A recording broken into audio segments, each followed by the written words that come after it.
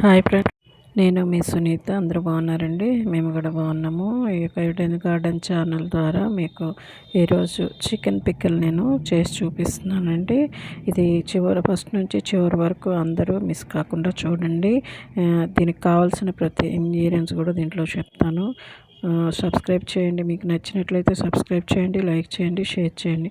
మొదటిగా చికెన్ని శుభ్రంగా కడుక్కొని ఒక బాండీ పెట్టుకొని కొంచెం నూనె వేసుకొని ఈ చికెన్ని దానిలో వేసి ఫ్రై చేయాలి. డీప్ ఫ్రై ఒక బ్రౌన్ కలర్ వచ్చేంత వరకు ఫ్రై చేసుకోవాలి. ప్రక్కన ఇంకో బాండీ పెట్టుకొని దానిలో పచ్చిమిర్చి, నూనె వేసుకొని పచ్చిమిర్చి, అల్లం వెల్లుల్లి పేస్ట్ 2 స్పూన్స్ అల్లం వెల్లుల్లి పేస్ట్ వేసుకోవాలి. ఇవి చక్కగా కలుపుకోవాలి. ఈ రెండు వేగుతూ ఉండగా పక్కన చికెన్ వేగుతుంది కదండి, దాన్ని కలుపుకుంటూ ఉండి ఇప్పుడు ఇవి పచ్చిమిర్చి వేగాయి కదండి, దానిలోకి ఏమేమి వేసుకోవాలో చూపిస్తున్నాను. వెల్లుల్లిపాయలు, తర్వాత మెంతులు, ఎండుమిర్చి,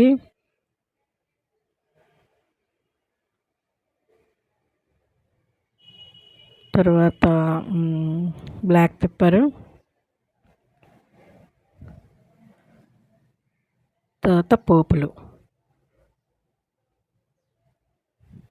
ధనియాలు అన్నీ కలిపిన పోపులండి. ఇవి చక్కగా ఫ్రై చేయాలి, బాగా వేగాలి. అల్లం వెల్లుల్లి పేస్ట్ వేగిన తర్వాత, ఇవన్నీ బాగా వేగిన తర్వాత ఈ చికెన్ బ్రౌన్ కలర్ వచ్చింది కదండి, దీన్ని స్టవ్ ఆఫ్ చేసేద్దాం. ఇప్పుడు ఇది బాగా వేగుతున్నాయి కదండి. సాల్ట్ వేసుకోవాలి, కరివేపాకు వేసుకొని చక్కగా కలుపుకోవాలి. మంచి స్మెల్ వస్తుందండి, మంచి టేస్ట్ కూడా ఉంటుంది. కరివేపాకు వేసుకొని ఫ్రై చేసుకోవాలి. తర్వాత కారం కూడా వేసుకొని చక్కగా కలుపుకోవాలి. కారం మాడిపోయేంత వరకు ఉంచకండి, మామూలుగా కలిపేసిన తర్వాత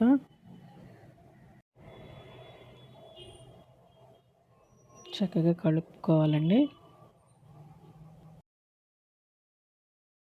ఈ కారం మన స్పైసీగా తింటే ఎక్కువ వేసుకోవచ్చు.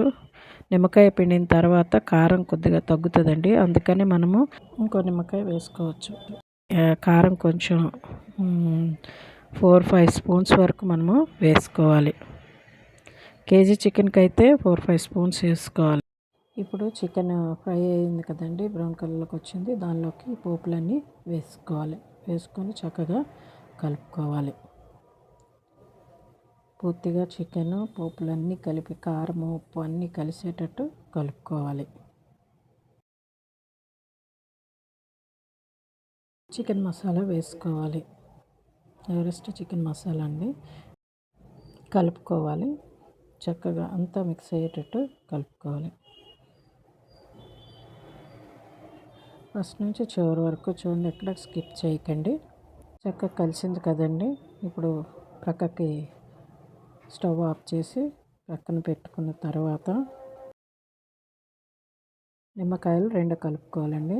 కట్ చేసుకొని 2 నిమ్మకాయలు పిండుకోవాలి.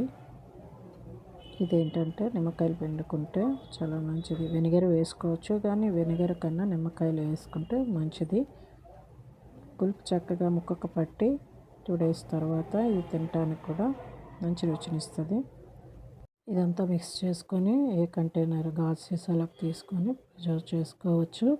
చికెన్ పిక్కల్ మీకు నచ్చినట్లయితే, రెసిపీ నచ్చినట్లయితే లైక్ చేయండి, షేర్ చేయండి, కామెంట్ చేయండి. Thank you.